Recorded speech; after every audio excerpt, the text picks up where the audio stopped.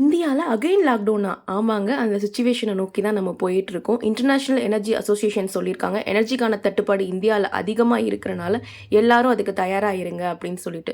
நம்ம இந்தியாவோட prime minister மறுபடியும் லாக்டவுன் வரப்போகுதுன்னு சொல்றத நம்ம அவ்வளோ ஈஸியா எடுத்துக்க முடியாது. ஏன்னா, 5 வருஷத்துக்கு முன்னாடி இதே மாசத்துல தான் கொரோனாக்கான லாக்டவுன் அப்படின்றத போட்டாங்க. இன்னைக்கு எல்லா முதலமைச்சர்கள் கூடயும் நம்ம இந்தியாவோட பிரைம் மினிஸ்டர் மீட்டிங் வைக்க போறாங்க. கண்டிப்பா அதுல எனர்ஜி எமர்ஜென்சி பத்தி பேசுவாங்க. ஸோ இதனால நமக்கு என்ன பாதிப்பு வரும் அப்படின்னா நிறைய பாதிப்புகள் வரும்.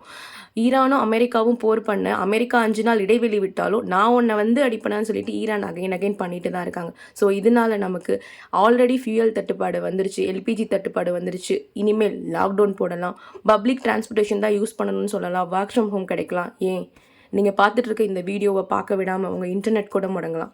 என்ன நடந்தாலும் ஸ்டே பாசிட்டிவ். எப்படி எல்லா காலகட்டத்தையும் எதிர்கொண்டோமோ அதே மாதிரி இந்த காலகட்டத்தையும் நம்ம எல்லாரும் ஸ்ட்ராங்காகவே ஃபேஸ் பண்ணலாம்.